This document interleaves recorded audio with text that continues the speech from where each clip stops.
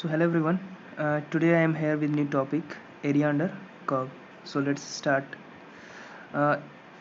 Area under curve जो है वो क्लास 12th का चैप्टर है और इसका वेटेज भी बोर्ड एग्जाम में अच्छा खासा होता है। ठीक है, 10 नंबर के क्वेश्चन आते हैं एरिया अंडर कर्व से।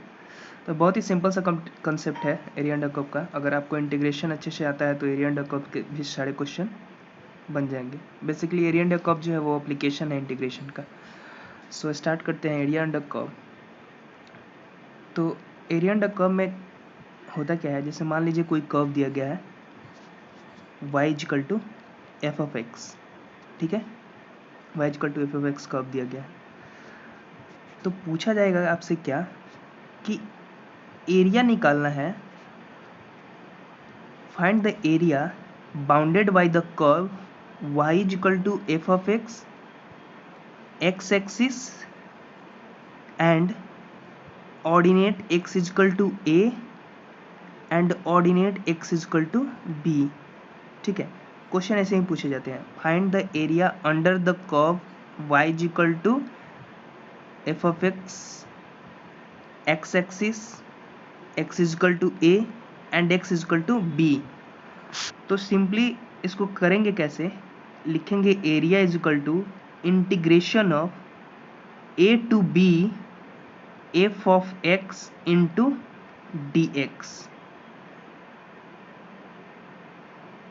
और इसको ऐसे भी लिख सकते हैं a to b y D X. ठीक है, तो ये दोनों चीज सेम ही हुआ। Area under area bounded by the curve, area bounded by the curve y equal to F of X से x axis x equal to a and x equal to b। तो ये एरिया हो जाएगा। ठीक है, ये वाला पीला वाला पार्ट ये एरिया हो जाएगा आपका। तो उस एरिया का वैल्यू क्या होगा, एरिया का जो वैल्यू होगा a is equal to integration of यहाँ से यहाँ तक का जो ऑर्डिनेट दिया गया है। ठीक है, a to b F of X into D X. ठीक है, या उसको ऐसे भी लिख सकते हैं a to b y into D X. Basically y is equal to F of X होगा, y is equal to F of X, इसलिए यहाँ पे एफ ऑफ एक्स की जगह मैंने यहाँ y लिख दिया। ठीक है, जैसे एग्जांपल लेते हैं। मान लीजिए आपको दिया गया है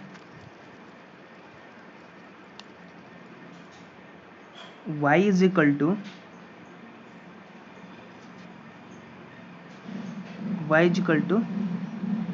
एक्स स्क्वायर।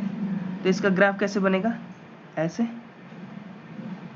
अब पूछा गया from 4 to 6, from x is equal to 4, मान लीजिए यहाँ आया x इज इक्वल टू 6, ये हो गया y is equal to F X, मतलब y is equal to X square. तो ये एरिया निकालना है आपको। तो क्या करेंगे, integration of 4 to 6 X square. ठीक है, एफ ऑफ एक्स क्या है यहाँ पे एक्स स्क्वायर। तो क्या हो जाएगा एक्स क्यू बाई 3। तो ये कितना हो जाएगा 6 बाई 3 माइनस 4 बाई 3। ये हो जाएगा आपका एरिया। तो ऐसे प्रोसीड करना है क्वेश्चन को। ठीक है, ये जो है एक सिनेरियो हुआ। दूसरा सिनेरियो जो देखेंगे हम वो है, मान लीजिए कि ज़्यादातर question y equal to F of X दिए होंगे। अगर मान लीजिए x equal to F of y दे दे तो कैसे प्रोसीड करेंगे। अगर ऐसे क्वेश्चन जो होंगे उसको प्रोसीड मान लीजिए ऐसे दिया गया है। ठीक है, ये मान लीजिए बोला गया ऑर्डिनेट जो है इस बार एक्स एक्सिस न दे के y इक्वल टू a से y इक्वल टू b के बीच और y एक्सिस के बीच और फंक्शन के बीच जो एरिया है, मतलब ये वाला पार्ट का एरिया निकालना है। तो सेम ऐसे ही करेंगे। ये जो फंक्शन दिया गया है x equal to F of y, तो integration a to b F of y into D Y. ठीक है, या इसको ऐसे लिख सकते हैं a to b x into D Y, जैसे पिछली बार हमने लिखा था। ठीक है, हाँ एक चीज़ मैं बताना भूल गया पिछले स्लाइड में कि वो कब अप्लीकेबल होगा, जब एफ ऑफ एक्स जो फंक्शन जो होगा वो एक्स एक्सिस के ऊपर होगा, ठीक है, F of X is greater than 0, ठीक है, और इसमें F of Y is greater than और इक्वल टू भी हो सकता है, ग्रेटर देन इक्वल टू 0, ठीक है। अगर area below the x axis आता है तो उसका हम मॉड लेंगे, और मॉड लेके उसको positive area consider, area positive होता है, एरिया निगेटिव नहीं हो सकता, एरिया इज पॉजिटिव, ठीक है, इसलिए हम मॉड साइन लेके बेसिकली इंटीग्रेशन क्या देगा हमको, इंटीग्रेशन जो देता है वो एरिया देगा, ठीक है।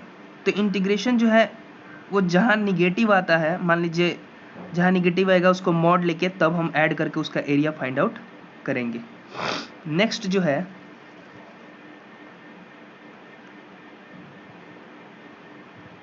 वो है, मान लीजिए एरिया निकालना है हमको, कोई फंक्शन दिया गया है y equal to F of X, ठीक है, और एक दिया गया है y equal to G of X, F of X G of X. आपको एरिया निकालना है x इक्वल टू ए से लेके x इक्वल टू बी के बीच, मतलब ये वाला एरिया।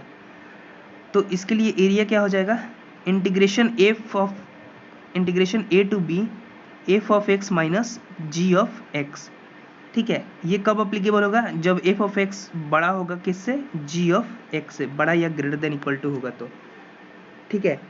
तो एरिया क्या हो जाएगा, integration A to B F of X minus G of X if F of X is greater than equal to G of X for all X belongs to A and B, तो ये हो जाएगा। तो ये बस याद रखिएगा, इसमें जनरली क्वेश्चन क्या आते हैं, पाराबोला लाइन के बीच का एरिया निकालना है आपको। जैसे मान लीजिए पाराबोला का इक्वेशन दे दिया कुछ ऐसे, मान लीजिए y equal to Y square equal to 4ax, ठीक है, y इक्वल टू 4ax, तो इसका ग्राफ कुछ ऐसे बनेगा, y इक्वल टू 4ax का।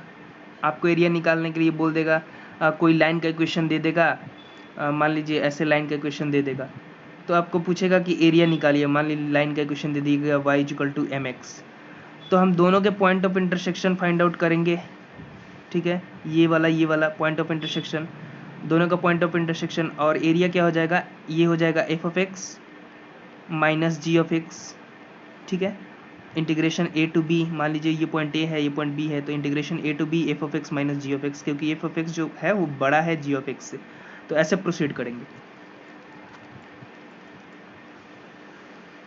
नेक्स्ट जो है वो सम इम्पॉर्टेंट रिजल्ट में क्या है, ये आप भी करके देख सकते हैं, ये कोई बड़ी बात नहीं है।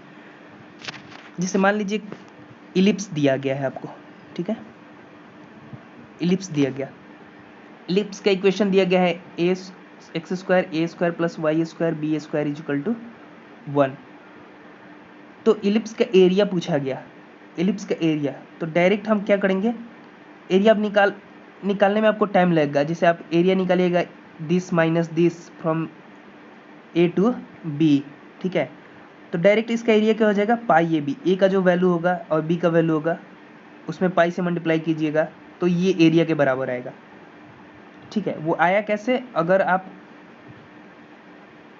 प्रोसीड कीजिएगा जो जनरल मेथड जो होता है, तो ये पाई ए बी ही आंसर आएगा आपका। एक बार करके देखिएगा, नहीं होगा तो कमेंट बॉक्स में बताइएगा, मैं उस पर एक वीडियो बना के उसका प्रूफ अपलोड कर दूंगा। नेक्स्ट जो है, मान लीजिए पाराबोला दिया गया आपको, एक है y square to 4x square और एक ऐसे पूछा गया, जो कॉमन एरिया होगा दोनों पाराबोला का, ये वाला, इसका एरिया बताइए। तो मान लीजिए इस पाराबोला का इक्वेशन दिया गया है y square equal to 4ax, और इस पाराबोला का इक्वेशन दिया गया है y इक्वल टू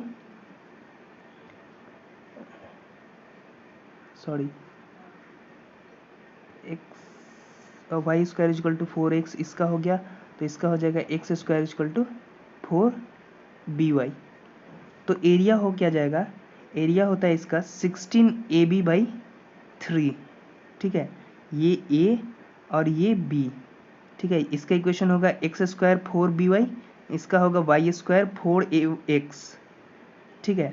तो दोनों का कॉमन जो एरिया होगा वो किसके बराबर होगा, ये वाला एरिया 16ab/3 के बराबर। इसे याद रखिएगा आप लोग, ये दो पैराबोला के बीच का कॉमन जो एरिया होता है उसका फार्मूला है। नेक्स्ट जो है, मान लीजिए पैराबोला और लाइन, पैराबोला के क्वेश्चन दिया गया है आपको, मान लीजिए Y square is equal to 4ax, ये वाला, ठीक है। और एक लाइन का क्वेश्चन दिया गया y is equal to mx, y is equal to mx, मान लीजिए y इजकल टू mx, इस ये लाइन हो गया। तो इसका एरिया डायरेक्ट कैसे निकालेंगे, इसका होता है 8a स्क्वायर 3m3। m क्या है, स्लोप है लाइन का, और a क्या है, ये पैराबोला का फोकस है, ठीक है। तो वहाँ से एरिया निकाल सकते हैं। इसका डेरिवेशन भी है, लेकिन मैं डेरिवेशन नहीं कराऊंगा, बस आप लोग इसे याद रखिएगा। तो इतना ही कंसेप्ट था इस चैप्टर में, ठीक है। इस पर क्वेश्चन कीजिएगा, कोई दिक्कत हो तो कमेंट बॉक्स में बताइएगा, मैं उसे सॉल्व करने की कोशिश करूँगा, ठीक है। Thanks, best of